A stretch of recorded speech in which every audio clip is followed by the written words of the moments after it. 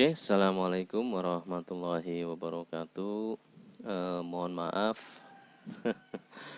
visi dengan kelas 11 IPA 2-nya Bapak lupa rekam. Jadi, Bapak ulangi aja ya.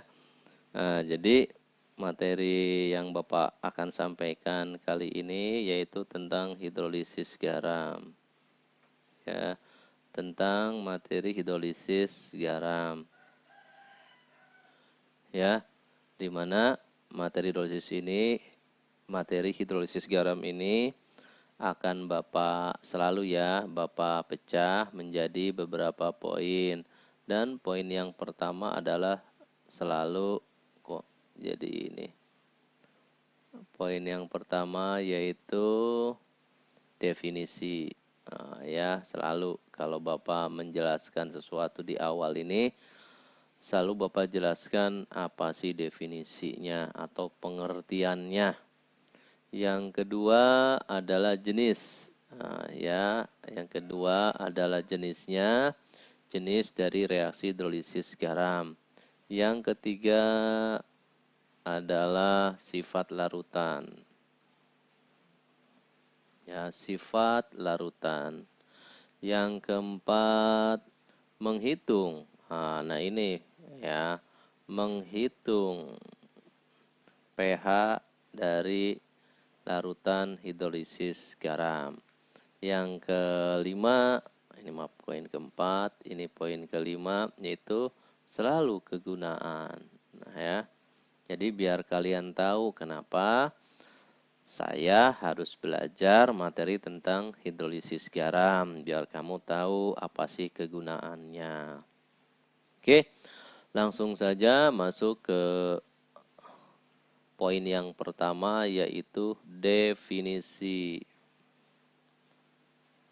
Ya, memang definisi hidrolisis garam berasal dari katanya hidrolisis garam. Nah ya, sebelum Bapak bicara tentang hidrolisis dulu, Bapak akan menjelaskan kepada kalian apa sih garam. Garam itu adalah senyawa yang terbentuk ya. Senyawa yang terbentuk dari reaksi asam dan basa. Jadi kalau kamu mereaksikan antara asam dan basa, pasti akan terbentuk garam. Di mana asam? Di mana asam ini? Ya, asam ini menyumbangkan anionnya. Ya, dan basa ini menyumbangkan kationnya. Nah, contohnya apa? Contohnya reaksi antara NaOH dan HCl. Produk yang terbentuk adalah NaCl dan H2O. Nah, NaCl ini adalah garam. Ya, inilah garam. Ya, dimana kalau kita uraikan terbentuk Na plus sama Cl min. Na plus Cl min, Na plusnya ini kan kationnya berasal dari basa yaitu NaOH, dan Cl min ini anionnya yang berasal dari asam HCl. Ya, nah itulah yang dimaksud dengan garam. Oke, ya. Kenapa? Karena definisi ini akan mempermudah kalian untuk memahami tentang hidrolisis. Nah, sekarang apa definisi dari hidrolisis itu sendiri? Secara kata, ya, secara kalimat, hidrolisis itu berasal dari dua suku kata, hidro dan lisis. Ya, lisis. Hidro itu berarti air, lisis itu adalah penguraian. Lalu siswa salah deh konsepnya. Jadi kalau NaCl kita masukkan ke dalam air akan membentuk Na plus sama Cl min ini adalah reaksi hidrolisis. Nah ini salah. Atau ada lagi misalkan garam NH4Cl dimasukkan ke dalam air membentuk NH4+ sama Cl-. Dan ini salah, ini bukan kedua reaksi ini bukan reaksi hidrolisis, tapi ini adalah reaksi ionisasi. Ya. Lalu apa reaksi hidrolisis itu? Reaksi hidrolisis ini reaksi nanti Na+-nya ini akan bereaksi dengan air. HCl-nya ini akan bereaksi dengan air. NH4+-nya ini akan bereaksi dengan air. Cl-nya ini akan bereaksi dengan air. Nah, reaksi antara NH4+ sama air, Cl- sama air, Na+ sama air, Cl- sama air, inilah yang disebut dengan reaksi hidrolisis.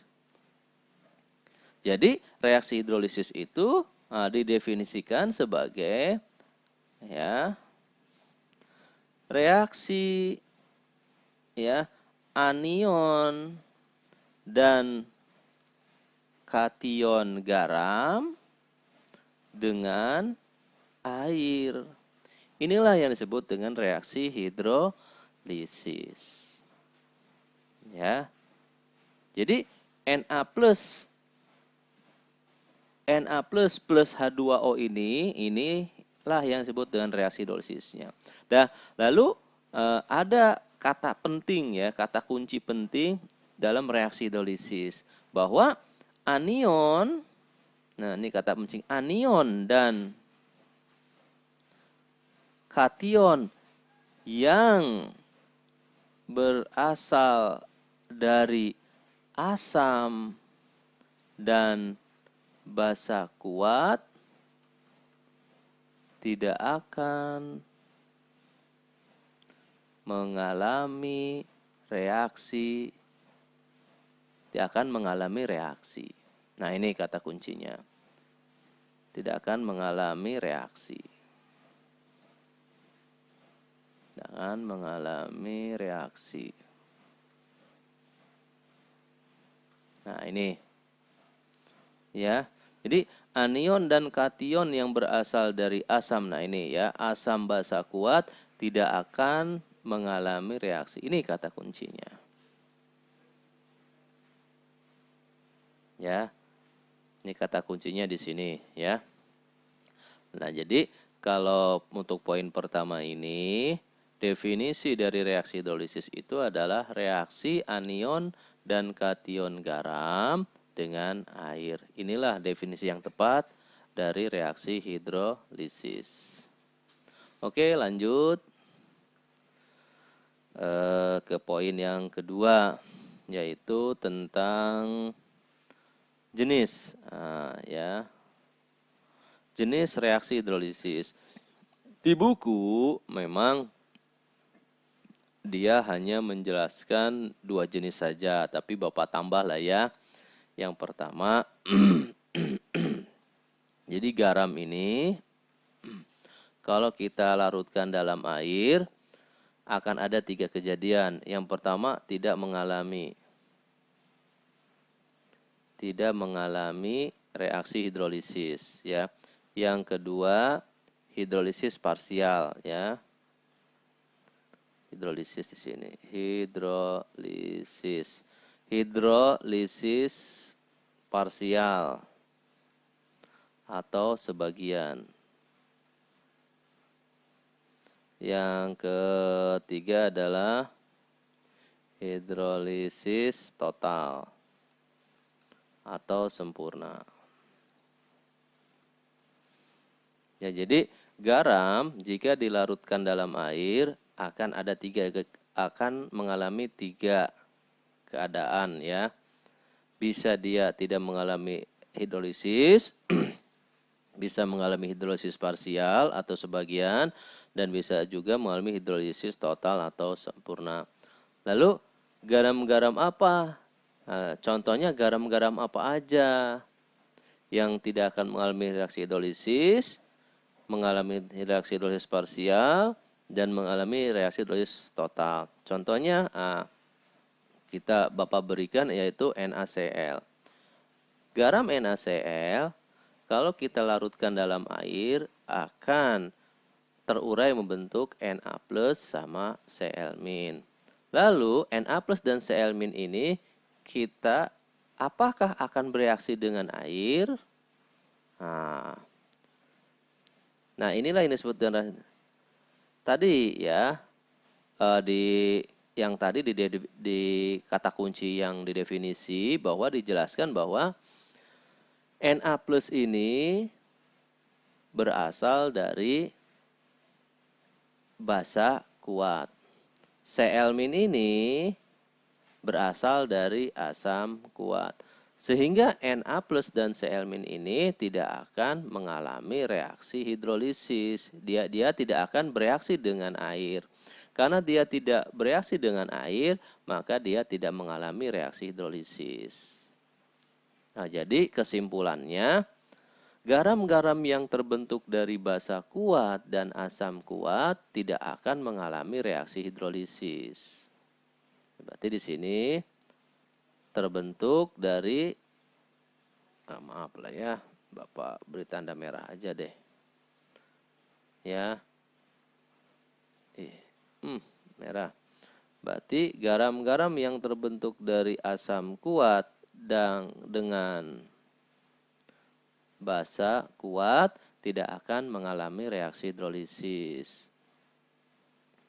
Ya, makanya waktu ketika materi asam basa Bapak jelaskan bahwa harus dihafalkan mana asam kuat, mana asam lemah. Mana basa kuat dan mana basa lemah. Hafalkan aja cukup yang kuatnya. Karena yang kuat itu jumlahnya sedikit, sedangkan yang lemah itu banyak.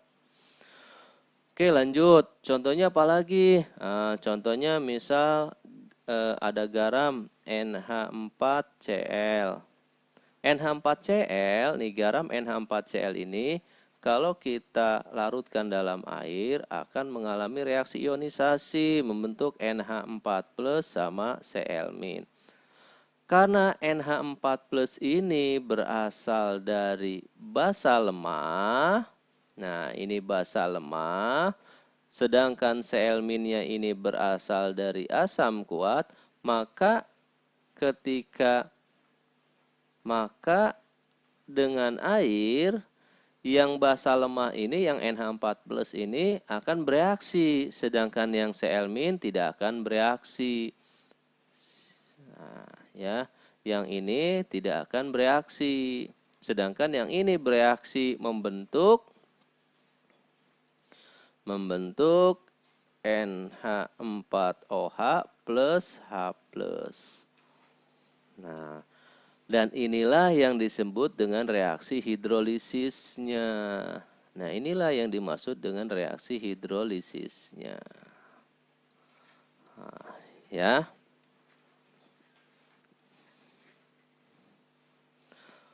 Lanjut lagi, misal contohnya ada garam yang lain, misal garam NaF. Nah, NaF, garam NaF ini kalau kita larutkan dalam air akan mengalami reaksi ionisasi membentuk Na+ sama F-. Karena Na+ ini berasal dari basa kuat, maka dia tidak akan bereaksi dengan air. Nah, dia tidak akan bereaksi dengan air. Ya. Lalu F- ini ya, karena F- ini, anion F- ini berasal dari asam lemah, dia akan bereaksi dengan air. Nah, membentuk kok Na ya. Nah, membentuk HF dan OH-. Nah, inilah reaksi hidrolisisnya gitu. Inilah reaksi hidrolisisnya. Ya, jadi reaksi hidrolisis dari NaF ya ini. Nah, jadi dari sini dapat kita ambil kesimpulan bahwa Garam yang mengalami hidrolisis parsial itu garam-garam yang berasal dari basa lemah dan asam kuat atau dari basa kuat dan asam lemah. Berarti ada yang lemahnya. Berarti di sini salah satu ada yang lemah. Ya. Gitu. Jadi garam yang mengalami hidrolisis parsial adalah garam yang salah satunya baik itu basanya atau asamnya ada yang lemah. Lalu contoh lagi, contoh misal bagaimana kalau dengan NH4F. Nah, garam NH4F ini. Garam NH4F ini terionisasi membentuk NH4 plus sama F min. NH4 plus, nah tadi ya di sini dia ini basa lemah. Dan ini pun berasal dari asam lemah, maka dia akan bereaksi dengan air. Maka dia akan bereaksi dengan air. Yang ini membentuk NH4OH plus H plus. Sedangkan yang di sini ketika dia bereaksi dengan air membentuk HF dan OH min. Nah ini reaksi hidrolisisnya nih ada dua. Inilah reaksi hidrolisisnya ada dua. Nah dari sini dapat kita ambil kesimpulan bahwa hidrolisis total ini terjadi pada garam yang terbentuk dari asam dan basa lemah. Asam lemah dengan basa lemah. Nah, oke. Sampai sini bisa ya. Nah, semoga tidak ada pertanyaan. Jadi diulangi lagi. Garam yang terbentuk dari asam kuat dan basa kuat ini tidak akan mengalami reaksi hidrolisis. Sedangkan garam yang terbentuk salah satunya ada yang lemah, maka akan mengalami reaksi hidrolisis parsial. Sedangkan garam yang kedua-duanya terbentuk dari yang lemah, maka akan mengalami reaksi hidrolisis total atau sempurna. Oke, nah sekarang masuk ke poin yang ketiga. Nah, Bapak di sini hapus aja lah ya, hapus aja. Biar bapaknya nggak buat-buat lagi. Nah, contohnya. Poin ketiga, kemarin tadi itu Bapak jelasan ya tentang sifat larutannya. Kita kenal bahwa sifat larutan itu ada asam, ada basa, ada netral. Ya, asam, ada basa, ada netral. Nah, sekarang bagaimana dengan garam yang tidak mengalami reaksi hidrolisis, sifat larutannya? Nah, karena di sini tidak mengalami reaksi, ya dia tidak bereaksi dengan air, maka sifatnya akan netral. Maka pH-nya itu sama dengan 7. Nah, sedangkan garam yang mengalami reaksi hidrolisis parsial, ya, sifatnya bagaimana? Nah, sifatnya kalau yang yang pertama ini, dia akan bersifat asam. Kenapa? Karena menghasilkan ion H+. Nah, bersifat asam. Sedangkan yang ini, yang kedua, dia akan bersifat basa karena menghasilkan OH-.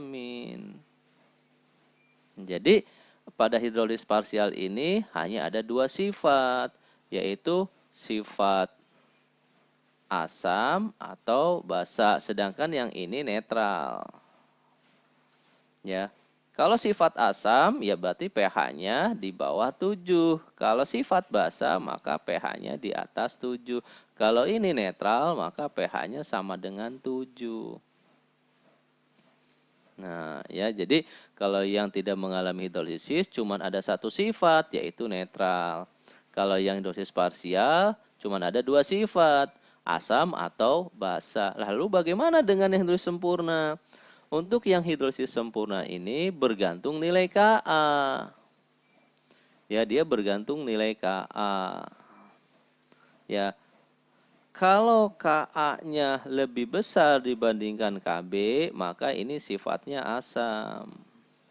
Nah, ini keadaan yang pertama. Kalau keadaan yang kedua, Ka-nya lebih kecil dibandingkan Kb, maka sifatnya basa. Sedangkan Ka-nya kalau sama dengan Kb, maka sifatnya netral. Sehingga yang mengalami hidrolisis total ini ada tiga sifat. Bisa asam jika Ka-nya lebih besar dibandingkan Kb. Bisa bersifat basa jika Ka-nya lebih kecil dibandingkan Kb. Dan juga bisa bersifat netral jika Ka-nya sama dengan Kb. Sampai sini paham? Atau untuk mempermudah kalian ya dalam memahami, Pak, ini sifatnya nanti diprediksi sifatnya asam atau basa, gampang. Tadi nih, nah ya, kita lihat saja penyusun dari garam tersebut. Contoh nih, NH4Cl. Nah ya, ini oke lah, di sini aja Bapak buat yang baru. Ya, kalau misalkan kamu lupa reaksi ionisasinya, reaksi hidrolisisnya NH4Cl. Nih, kalau kita buat reaksi ionisasinya untuk NH4+ sama Cl-. NH4+ ini berasal dari basa lemah, sedangkan Cl- ini berasal dari asam kuat. Nah, sekarang menurut logika kalian, kalau yang lemah sama yang kuat bertanding, menang yang mana? Pasti menang yang kuat. Karena yang kuatnya ini adalah asam, maka ini sifatnya asam. Nah, itu cara mempermudahnya. Contoh lagi, misal contoh yang lain. Ada misal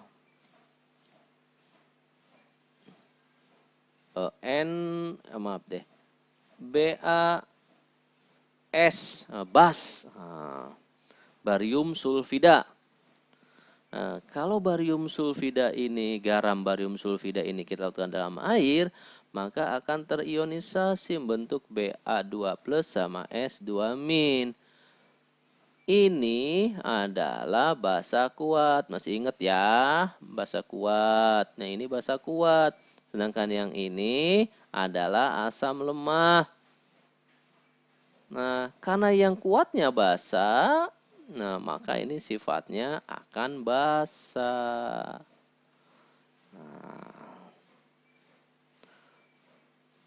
Oke, Bapak kasih contoh soal. Nah, contoh soalnya ini. Nah, ya, contoh soalnya yang ini coba nih. Biar paham tentang biar lebih jelas dan memahami sifat larutan, Bapak kasih contoh soal yang ini. Ya. Nah, pakai soal yang ini. Nah, misal nih. Nah, ya. Air akan berubah harga pH-nya menjadi lebih besar dari 7. Nah, kata kuncinya lebih besar dari 7. Maka pH-nya di atas 7. Maka ini sifatnya adalah basa. Jika ke dalam air tersebut dilarutkan A. Natrium sulfat, B. Natrium karbonat, C. Natrium klorida, D. Kalsium klorida, dan E. Tembaga nitrat. Mana nih garam-garam yang di bawah ini jika dimasukkan ke dalam air pH-nya di atas 7 atau bersifat basa? Maka langkah pertama, kamu harus bisa natrium sulfat ini rumus kimianya gimana? Natrium sulfat gimana kita mau bisa mengionisasikan? Ya, kalau kamu nggak tahu natrium sulfat itu Pak, rumus kimianya gimana ya? Nah, natrium sulfat, maka rumus kimia Na2SO4. Terionisasi membentuk Na plus sama SO4 2-. Nah, kalau sudah sama kayak gini, kita bisa menguraikan ini adalah terbentuk dari basa kuat. Nah, ingat ya, SO4 2- berasal dari asam kuat. Nah, ayo dihafalkan. Mana asam kuat, mana basa kuat. Maka kalau yang kuat sama yang kuat sifatnya netral. Nah, berarti bukan ini jawabannya ya. Lalu natrium karbonat. Natrium karbonat berarti natrium 2CO3. Terionisasi membentuk Na plus sama CO3 2-. Na plusnya ini tadi sama dengan ini basa kuat.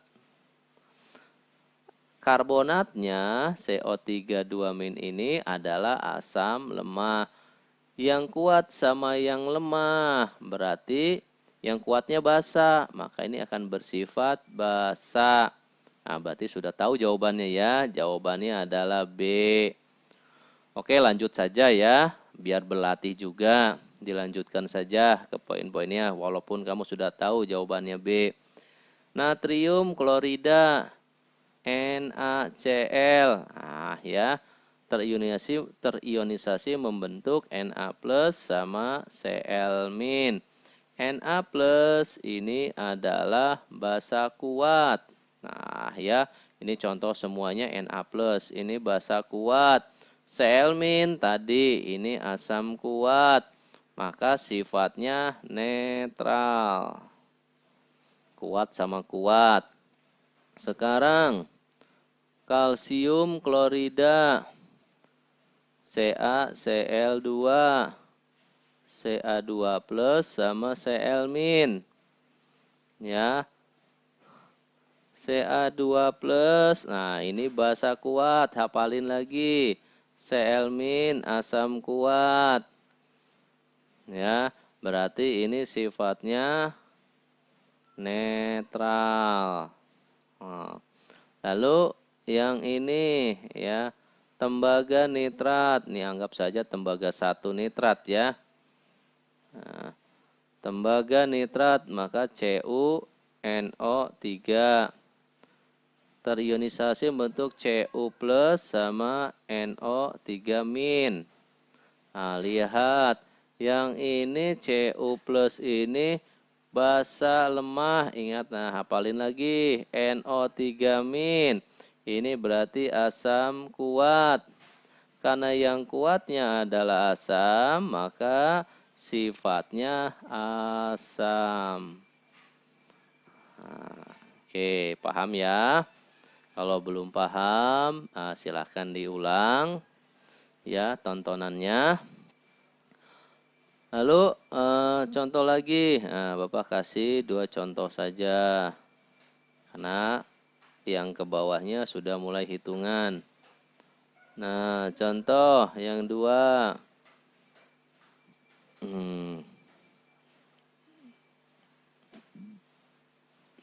Nah, ini contohnya.